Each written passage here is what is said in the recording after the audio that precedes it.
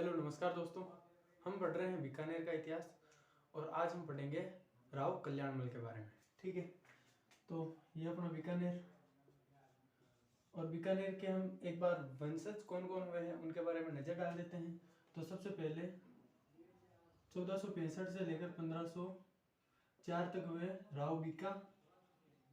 ठीक है, और 1504 से लेकर 1505 तक रहे हैं राव नरा और 1505 से लेकर के 1526 तक रहे हमारे शासक लूणकरण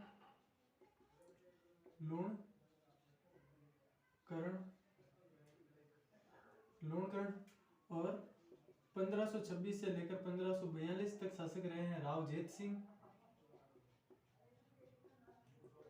और पोहेबा या साहेबा के युद्ध में राव जेत सिंह की मृत्यु हो जाती है और अगले शासक बनते हैं हम हमारे 1542 से लेकर के 1544 से लेकर के 1574 तक, वो है कल्याणमल,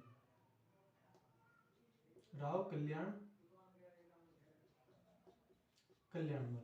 ठीक है, तो अब हमारे बीकानेर के शासक कौन बन गए? कल्याणमल। अब हम कल्याणमल के बारे में पढ़ेंगे। तो दोस्तों 1542 से लेकर 1544 तक यहाँ का शासक कौन रहता है? ठीक है, 1542 से 1544 तक शासक रहते हैं, यहाँ के शासक रहते हैं कुंपा।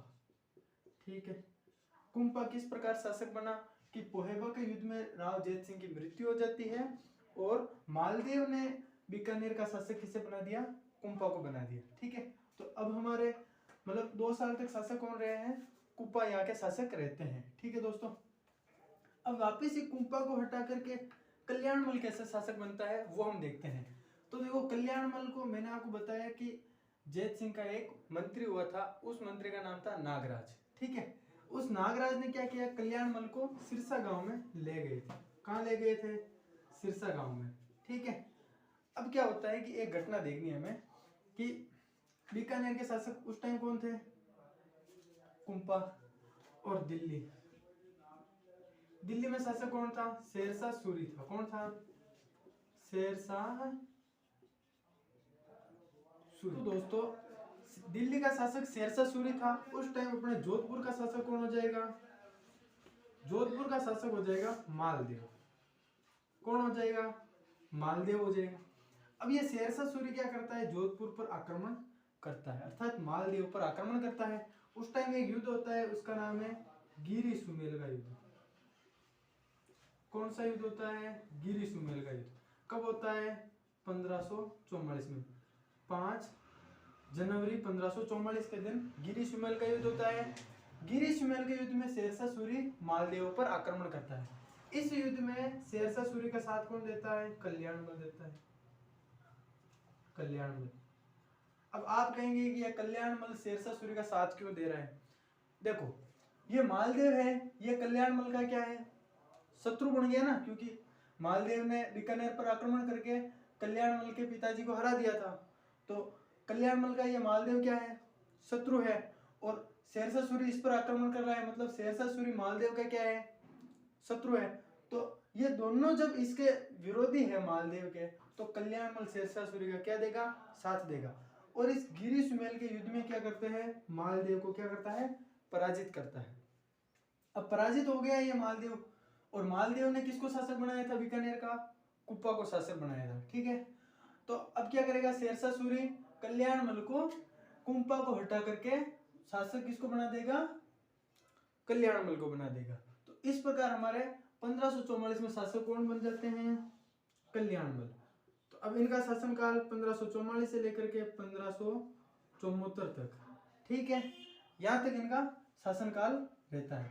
इनके काल में ज्यादा कोई इंपॉर्टेंट बात नहीं है। एक इंपॉर्टेंट बात होती है कि इन्होंने बीकानेर के प्रथम शासक हुए हैं जिन्होंने नागौर दरबार में अकबर की अधीनता स्वीकार की। ठीक है, तो सबसे पहले हम बढ़ा देते हैं 3 नवंबर 1570 को आयोजित होता है नागौर दरबार। कौन सा होता है? नागौर दरबार। ये नागौर दरबार आ गया।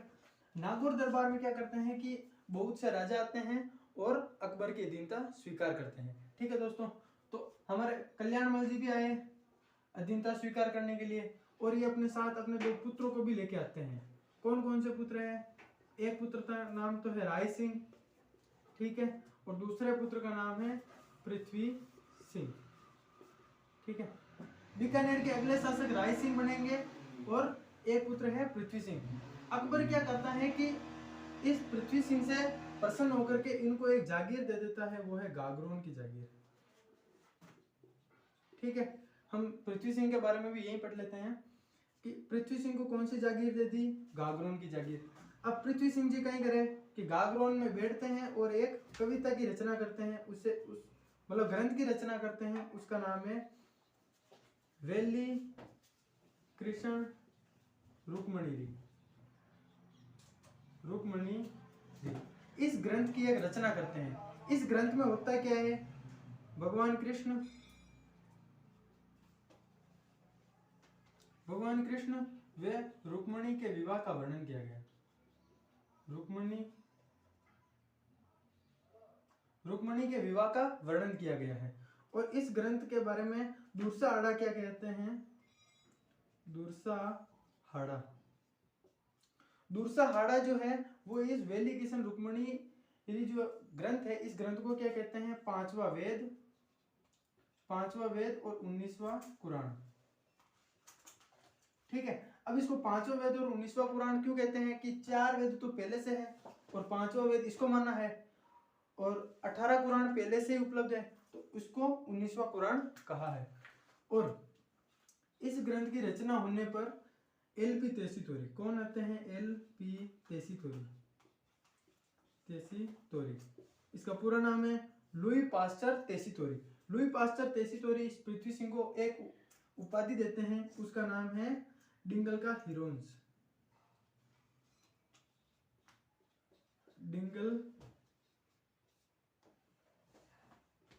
डिंगल का हीरोन्स या डिंगल का हीरो, क्योंकि ये ग्रंथ जो है वो डिंगल भाषा में लिखा गया है और पृथ्वी सिंह को कहा गया है डिंगल का हीरो, ठीक है।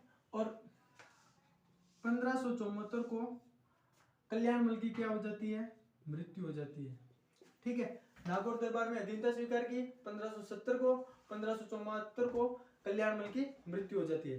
कल्याणमल के शासनकाल में ज्यादा कोई इंपॉर्टेंट बात है नहीं, एक ही बात है कि इन्होंने नागौर दरबार में अधीनता स्वीकार की, और बीकानेर के प्रथम शासक हुए हैं जिन्होंने नागौर दरबार में अधीनता स्वीकार की। और अपने अगले शासक बन जाएंगे राय सिंह। तो राय सिंह के बारे में हम नेक्स्ट वीडियो में चर्चा करते हैं। तब तक के लिए धन्यवाद।